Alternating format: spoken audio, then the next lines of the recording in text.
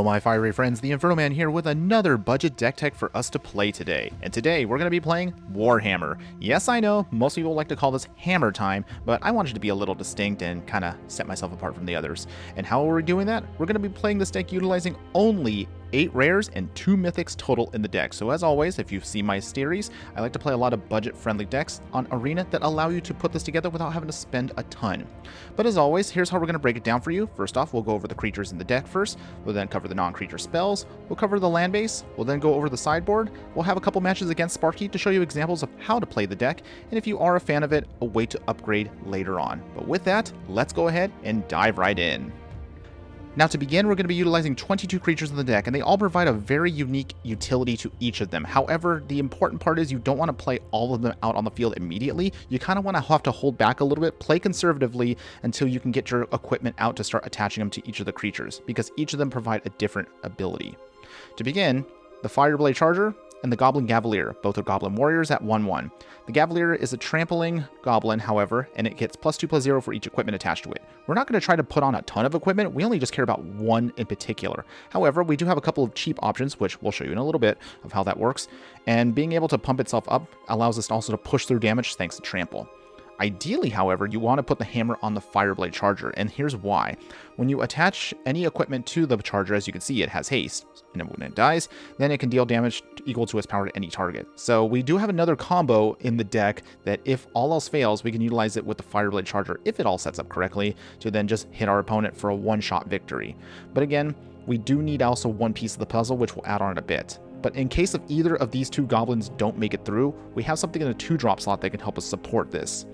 Core Blademaster has Double Strike, and this means equipped warriors you control have Double Strike. In fact, if you haven't noticed already, each of our creatures, with the exception of Havilar, are all warriors, and this is very important in order to trigger off the Blademaster's ability, so long as one of our creatures has an equipment on it.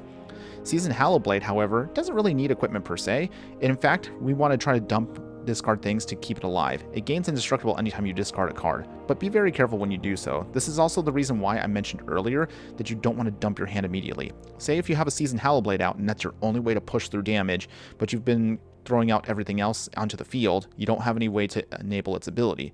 There's going to be some moments, however, you might want to allow it to die. Again, just check your board state and kind of adjust as necessary. The last card in our 2-drop stop is called the Forge Master. We don't really have a way to take advantage of the creature token ability that it has by giving it +1/+1, but that's not what we have it for. We have a couple copies mainly because, as you can see, whenever a non-token creature you control dies, if it was enchanted or equipped, return it to its owner's hand.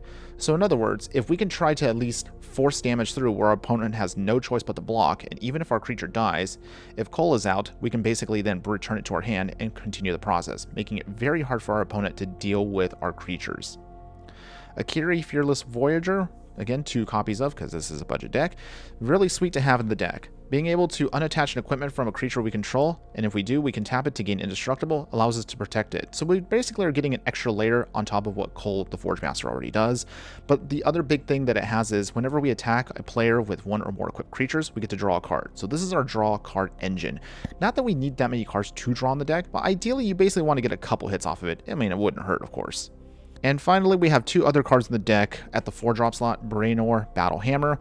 Its sweet ability, being able to attach anything that we have as an equipment onto the battlefield for free, at least once per turn, is going to make it how we can cheat our hammer onto any one of our creatures. However, of course, as you can see, it is 4 mana, and it is going to likely to be the target of removal, so be mindful of that when you have it out. You usually want to just play this at the very end when you know your opponent doesn't have a way to deal with it. And actually, we technically have 2 cards here, which is kind of lead into our non-creature spells a second. Havilar, God of Battle, which can also be utilized as the Sword of the Realms.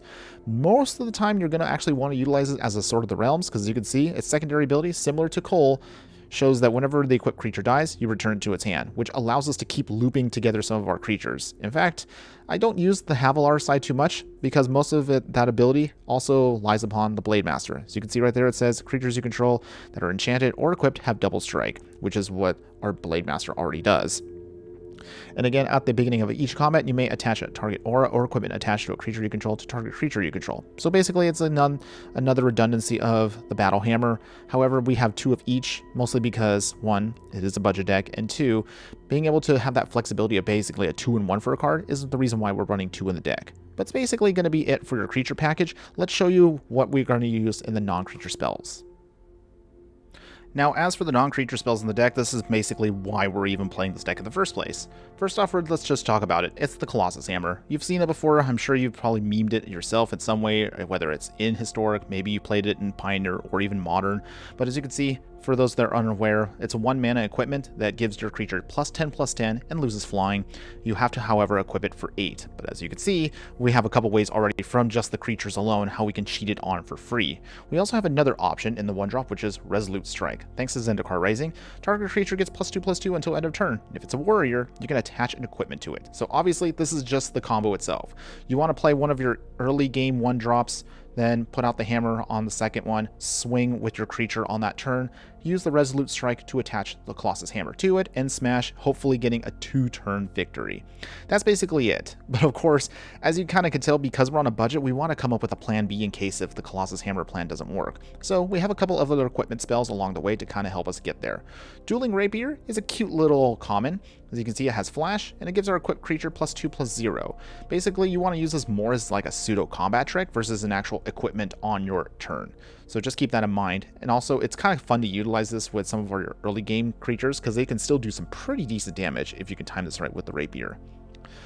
Paladin Shield does look a little strange in the deck, but this is going to be more of like, I would say, a defensive spell. Same thing, similar to what we are doing with the Dueling Rapier, only one copy of, but you want to use it as a combat trick. So for example, utilizing it on attaching it to the Cavalier means now your Cavalier can block something as it's swinging and getting trample damage, maybe to get out of the way a Mana Dork or a Chump Blocker. Batterbone may also look a little strange in the deck, but it also is very helpful, and this also provides us with one small weakness in the deck, which is we don't have a way of gaining life against some of the decks out there that are just going to try to burn us out. It's a living weapon artifact equipment, so this means when it comes into play, you basically will create this Phyrexian Germ token, which is a 0/0, but since it's adding on the Batterbone, it's actually a 1/1.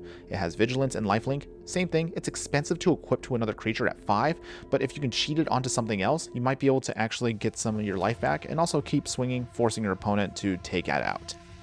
Of course, as I also mentioned, if you saw with the Fireblade Charger, this is also another one of our combos we can kind of use. Kazul's Fury with the Kazul's Cliff. If you have to use this land in a pinch, go ahead and do so, but ideally you want to try to utilize it as its actual purpose, which is sacrificing, say, the Flameblade Charger, which may have a Colossus Hammer on it, say like you just couldn't swing through, because maybe, I don't know, they had a Death Touch First Striker, and utilizing the Kazul's Fury to then sacrifice, say, the Fireblade Charger that has the hammer, and then being able to do practically 20 damage on the spot if it all works out. Again, this is very janky, but it's actually hilarious when you can pull it off. And of course, our final non-creature in the deck is going to be Forging the Tyrite Sword. This small saga is going to be really helpful in giving us some pseudo ramp, and also by getting to its 3rd turn, you can then search your library for either the Havilar God that we already have in our deck, or an equipment card. So this is actually really great and flexible to us to either get our hammer out of our deck, or if we have to get the god, that also can help us out in a pinch. But that's basically going to be it for you in regards to the non-creature spells. Of course, I can't stress this enough. Ideally, you want to try to focus on getting the hammer out attached to something as soon as possible. But along the way, if you can't do that, that's why you're going to try to utilize some of your extra equipment spells just to bide you some time.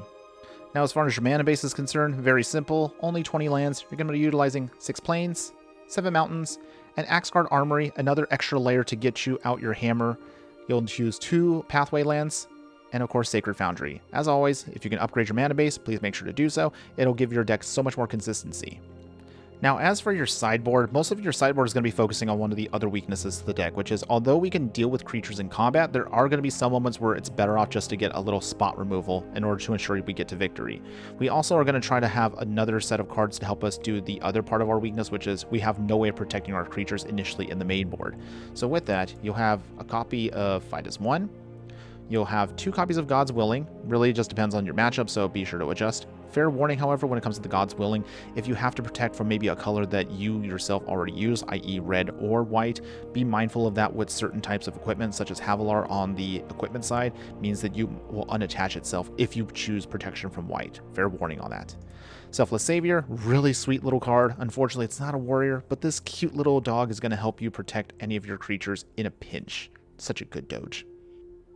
As for your graveyard hate, we'll utilize Relic of Progenitus. This is actually what I prefer over the Soul Guide Lantern. Of course, there's nothing wrong with the Soul Guide Lantern, but considering how some matchups try to abuse both graveyards, right now I would recommend probably this, because if we don't really care about our graveyard, but we want to also try to deal with our opponent's graveyard as well. So this kind of gets rid of 2 birds with 1 stone, if you will. 2 copies of Baffling End, just to get rid of any of the early game threats. Some Fry, mostly for the blue-white control decks out there dealing with Planeswalkers, i.e. Teferi. And a full playset of Rip Apart. Even though that may sound like a lot, remember, Rip Apart's really sweet in the sense that it does 3 damage to either a creature or Planeswalker, so quick removal there, or if you have to get rid of an artifact or enchantment on the opponent's side in a pinch, also amazing to use as well. But otherwise, that's going to be your sideboard currently, but as always, you've heard me say this many times already, please make sure to always adjust your sideboard based upon the current meta. Alright, with that, let's go ahead and now have a couple matches against Sparky to show you exactly how you should play this deck. Alright everybody, here we go. We're going to be playing against Sparky to show you again, as always, how to play the deck. And as you can see in our opening hand, you want to try to get one of your early game drops out. And, ooh, actually we don't have any of our 1-drops. That's awkward. Let's go ahead, we're going to have the mulligan. And, well, we have the Cavalier, we got the Flyer Blade Charger, and we got the Blade Master, but we don't have any equipment. However, we do have the Tyrite Sword, which can get us equipment. So, let's keep this, and we're going to hope we can get to that 3rd land drop, or at least an equipment, and then this deck can go off. So let's see, Needleverge Pathway first, and I would recommend, in this instance, let's get out the Cavalier first. The Trample ability might be relevant if we can attach something to it. All right, Typhoid Rat. So this is what I was talking about earlier when it came to some of our weaknesses with the deck. Although we can deal with creatures per se, something like Typhoid Rat, which has Death Touch, really kind of hurts us. So this is going to be a little on the awkward side. Okay, in any case, let's get out the Mountain. Fire Blade Charger. I'm aware that the Blade Master also has Double Strike, so actually it can deal with a Typhoid Rat, but we're going to hold off just a little bit longer. All right, no swinging from Sparky there. Okay, so Tyrite Sword. The other reason why I also didn't want to put out the Blade Master is assuming your opponent has removal and your Blade Master can Double Strike, i.e. get rid of these creatures, we don't want to lose them immediately. So with that, we have a couple options here. I'm going to swing with the Charger against my better judgment because with Sparky, you can see right here, so that power difference, get rid of the Typhoid Rat. Alright, that's out of the way. And now we can hopefully find an equipment and start plowing through. We can actually now cast our 2nd Tyrite Sword and get a lot of treasure out. So this is actually really nice. Again, we're going to hold off on the Blade Master because we want to make sure we have a threat just in case we get hit with removal. Alright, Sparky has got all of the vanilla creatures out swinging at us. Nope. We'll just take that. Alright, so this is also one of the trickier parts of the deck. When you don't have an equipment to handle and put on your creature, it gets a little slow and it gets a little not so exciting. But in this case, alright, so we get to make a lot of treasures now. And now we get to look for our equipment. So in this case, we also are going to have another one on the next turn. So you can pull out a hammer if you want to now. We're going to get the Havilar. And the reason why, obviously, is for this. So we'll put out Blade Master. Sword of the Realms. We can now use our treasures to equip it to the Cavalier. Okay, and as you can see now, it's now a 5-1 with Double Strike, Vigilance, and Trample, which is a really sweet combo. They gonna block? No, they don't. Sparky just wants to take that damage. All right. So there you go. Not too bad, right? That's basically what you want to do with the deck. Just get out at least one thing. Aw. Even with the removals, you see right there, the sword just bounces back. We get the Cavalier back, so now we just can recast it. Okay, so no blocks here. We'll just take the damage. But basically, you've more or less have seen now what the deck is capable of doing. All right, so we can get another equipment now. What do we want? We'll put out the hammer. I don't think we're going to be able to pull it off on this game, but that's okay. So we'll do this. Cavalier, hammer, and let's see how we do this. You actually have realized we can also do, so we'll cast it, and then we'll go swinging to see what Sparky does. So it has Double Strike. Alright, Sparky does not want to do anything, so they will just take the damage. Some opponents you have might actually forget that Double Strike is a thing, because I've seen it before in a couple matches, and whew, it catches them off guard. Alright, swinging with the Gorger, which is fine.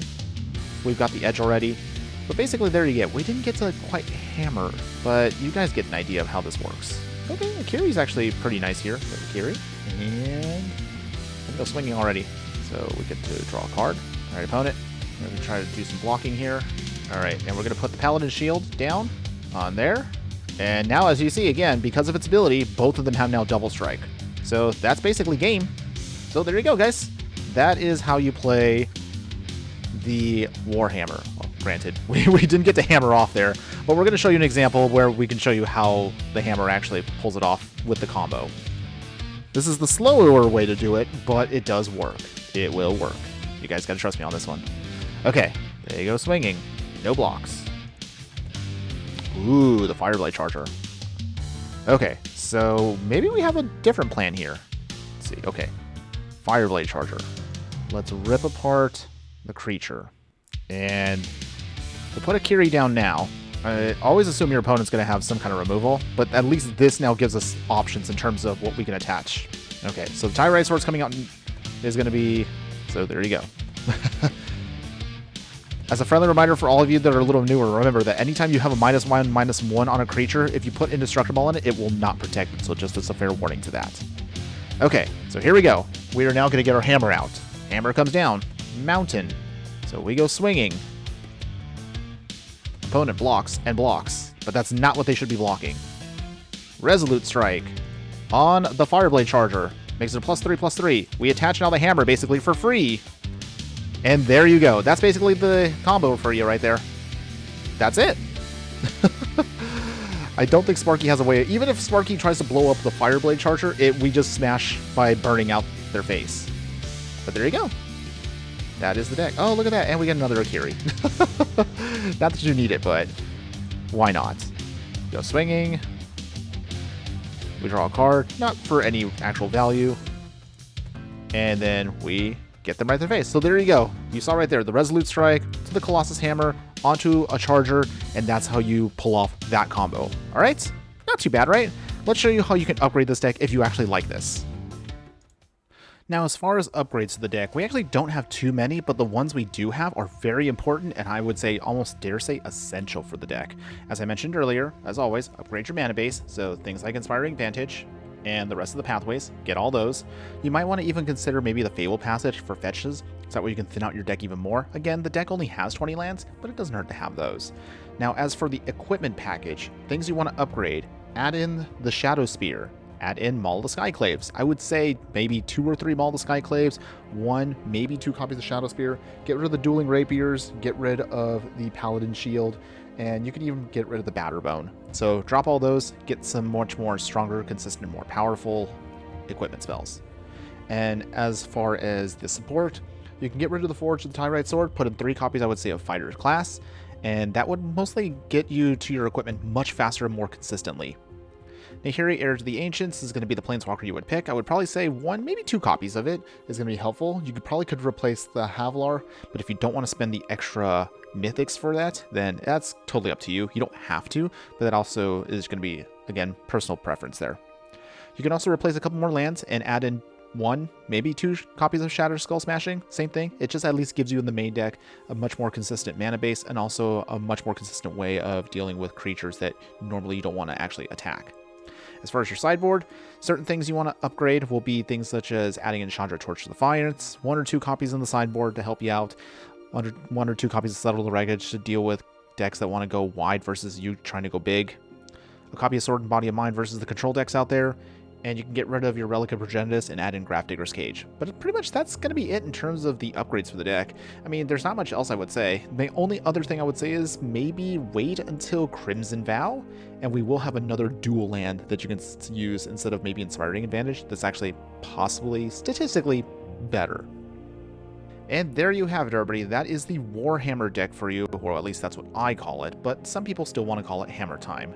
But what do you think? Are you a fan of these styles of decks? Are you the kind of person that likes to go off out of nowhere with a 1, 2, 3 card combo with equipment and the Colossus Hammer? I mean, I don't know about you, but I think this is actually pretty fun to play. Let me know in the comments below, and I would love to hear from all y'all. But in any case, thanks again for watching, everyone. Please make sure to give a like on the video and subscribe to the channel to see all the deck techs, pack openings, and more. And just remember that no matter what you do crack open in a booster pack or play in the game of life, always be sure to burn bright. Later.